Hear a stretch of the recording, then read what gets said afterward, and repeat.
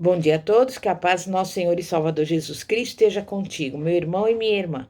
A mensagem de hoje tem como tema: não seja um sofredor, confie em Jesus. E nós podemos iniciar esta ministração verificando a passagem que encontra na primeira carta de Pedro, capítulo 4. Nessa passagem, nós podemos ver que o apóstolo Pedro ele quer demonstrar que Jesus Cristo morreu por nós e por isso nós não podemos continuar a viver em pecado. O objetivo da vida cristã é a libertação do poder do pecado que leva à morte. Portanto, como cristãos, devemos viver o tempo que nos resta de vida aqui na terra, buscando a santa vontade de Deus, em vez de buscar as paixões da carne. É verdade, meu irmão e minha irmã, que você e eu devemos ser diferentes dos demais. Afinal, quando Cristo vive dentro do indivíduo, sua presença deve fazer grande diferença, não é mesmo? E como pessoas nascidas de novo e como novas criaturas, vamos passar por transformações. Vai levar tempo, mas como alguém já disse, o ato de se tornar cristã é uma guinada de 180 graus. O indivíduo cuja vida se transforma na conversão talvez venha a ser desprezado pelos velhos amigos. Talvez a pessoa venha a ser rejeitada, não só por recusar a participar em determinadas atividades, mas também porque as suas prioridades são outras e agora ela caminha em direção oposta. A sua maneira de viver manifesta as atividades pecaminosas de cada um de nós. Minha irmã, meu irmão, outras pessoas podem dizer que você é diferente. Você já deu a guinada de 180 graus? Nós somos chamados por Deus para sermos criteriosos, ou, em outras palavras, não sermos levados pelas emoções, nem pelas paixões.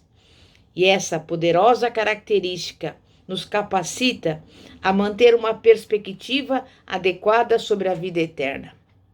O nosso chamado é para sermos vigilantes, buscando com desvelo a santidade e, ao mesmo tempo, mantendo a atitude alerta do estrangeiro, do peregrino, do forasteiro, que passa por essa vida a caminho do seu verdadeiro lar no céu. E a oração é o elemento estabilizador, o lembrete constante, o vigia da nossa atitude. E como você vai orar para obter uma perspectiva adequada sobre a vida eterna? Qual é a diferença que a oração fará em sua vida diária? E eu pergunto, você costuma refletir sobre quais são as suas prioridades nesta vida? Ou melhor, quais são as prioridades de Deus para você? Veja que no versículo 8 da primeira carta de Pedro, capítulo 4, Deus nos lembra sobre qual deve ser a nossa principal prioridade em nossos relacionamentos com os outros na igreja. Está escrito: tendo, antes de tudo, ardente amor uns para com os outros. Amor ardente é aquele que se espalha e é levado até o limite máximo. Devemos amar uns aos outros da mesma forma que um corredor se esforça e se concentra para atingir a linha de chegada. Você e eu somos peregrinos neste mundo, mas nossos irmãos em Cristo também são.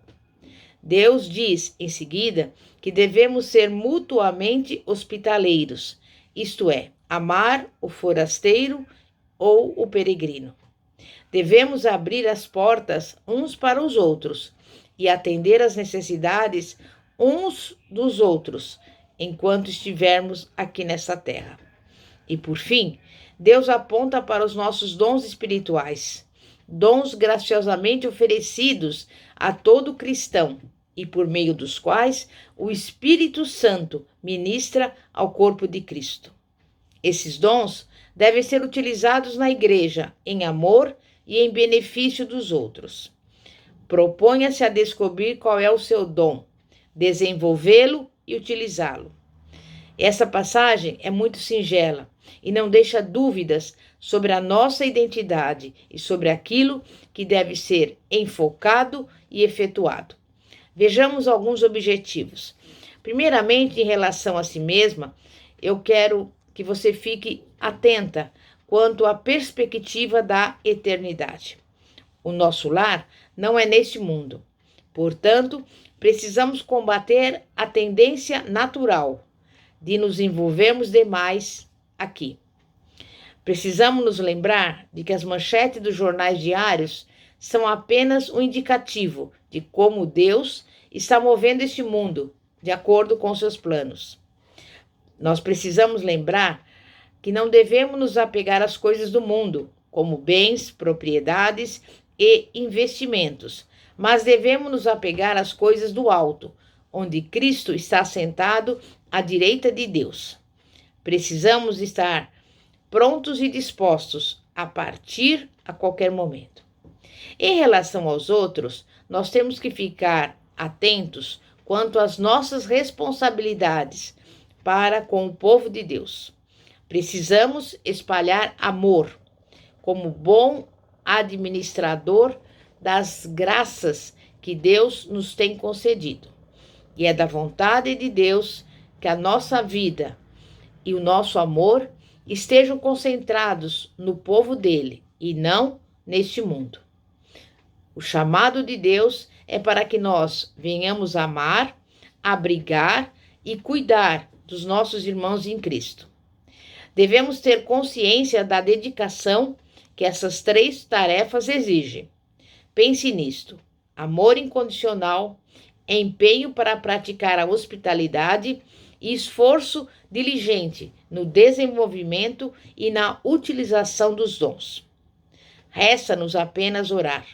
Senhor, ajuda-nos, motiva-nos, induza-nos e nos sustenta. Mas nós sabemos que o seu desejo é que a sua vida seja útil para alguma coisa, que o tempo passado aqui na Terra tenha algum significado, principalmente no reino da eternidade, e que a sua vida glorifique a Deus. Mas existe o clímax do sofrimento, como Pedro nos mostra nesse capítulo 4 da sua primeira epístola. É como se um homem estivesse caminhando ao longo de uma praia acidentada e castigada pelas ondas e, de repente, encontrasse uma faixa de areia lisa em um lugar de mar calmo e tranquilo. Por que aconteceu essa mudança de um cenário agitado e barulhento para outro mais sossegado? Então o homem percebe ao longe no mar uma linha de rochedos que servem como faixa de arrebentação para as ondas bravias.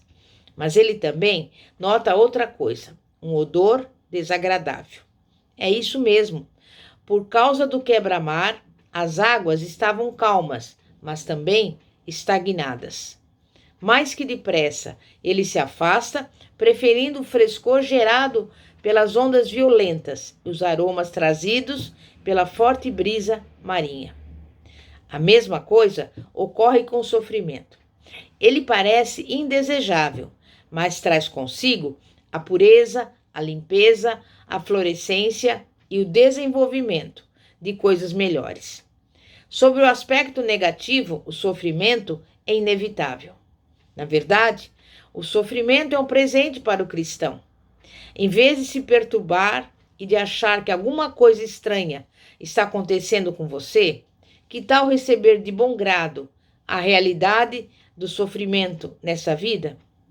Sobre o aspecto positivo do sofrimento, Pedro diz que devemos nos regozijar, nos considerar bem-aventurados e perceber que quando sofremos da maneira correta e pelos motivos certos, o sofrimento glorifica a Deus. Começando pelo primeiro casal, O pecado e seus efeitos estenderam-se por toda a humanidade. Crimes, injustiças, guerras e desentendimentos se multiplicaram ao lado de doenças, epidemias e desastres. O que isso significa? Significa que existem vezes em que sofremos porque pecamos, em outras, porque alguém peca contra nós. E há ocasiões em que sofremos simplesmente porque vivemos num planeta contaminado pelo pecado. A recusa em se submeter a Deus, deixando de adorá-lo numa atitude de gratidão e confiança, constitui-se na essência do pecado e está na origem do pecado. Embora rebelados e decaídos, Deus continuou a nos amar. Comoveu-se com o nosso estado, envolveu-nos com a nossa dor, e foi então que aconteceu a grande surpresa, o maior de todos os mistérios. A fim de nos redimir da nossa miséria, de todo o nosso cansaço e desamor, Deus enviou o seu Filho para sofrer por nós. Jesus Cristo entregou-se para receber o castigo do nosso pecado, resgatando-nos do mal. É ao pé da cruz que Jó e todos os sofredores encontrarão a solução para os seus enigmas. É ali que nos damos conta do quanto o Senhor nos ama e do quanto é digno da nossa confiança. É ali que enxergamos a sua capacidade de extrair do mal o bem. É possível que não consigamos enxergar sentido em tudo aquilo que nos acontece, mas existe um Deus que está no comando da história. Ele é capaz de reverter cada fato para os seus propósitos de amor. Depois que um sofredor aprende a confiar no Senhor, tudo ou mais tem pouca importância. A sua fé alcançou a vitória. O seu coração já encontrou a paz. Porque quando é Deus quem escreve, o final é feliz. Amém? E graças a Deus. Glória a Deus. Vamos orar. Santíssimo Deus e poderoso Pai, Pai de nosso Senhor e Salvador Jesus Cristo. Pai, a nossa história não chegou ao fim porque o Senhor está no comando, o Senhor está no controle de todas as coisas. E nesse dia de hoje nós te pedimos, Pai, que o Senhor venha ao encontro dessa pessoa que está passando por luta, por dificuldade, por tribulação. Essa pessoa que está sofrendo e não sabe como sair desse problema, dessa situação. Mas nós entregamos a Ti e confiamos em Ti, a nossa vida, a nossa casa, a nossa família, o nosso ministério, tudo aquilo que nos pertence. E nós sabemos que é da Tua vontade dar-nos o melhor, dar-nos toda a sorte de bênçãos nas regiões celestiais. E por isso, nesse dia de hoje, nós louvamos e glorificamos o Teu santo nome, porque sabemos, Pai, que sem o Senhor nada podemos fazer, mas contigo nós já somos mais do que vencedores, em nome de Jesus. E eu te louvo e te agradeço por cada pessoa que está nos acompanhando e que neste momento está recebendo do Senhor a bênção, a vitória, a resposta, o milagre, em nome de Jesus. Amém e graças a Deus. Glória a Deus. Bispa Fátima, da Igreja Evangélica Apostólica Poder de Cristo, situada na Avenida Ouro Fino, 2212, Bosque dos Eucaliptos, São José dos Campos. Que a paz de nosso Senhor e Salvador, Jesus Cristo, esteja contigo. Amém e graças a Deus. Glória a Deus.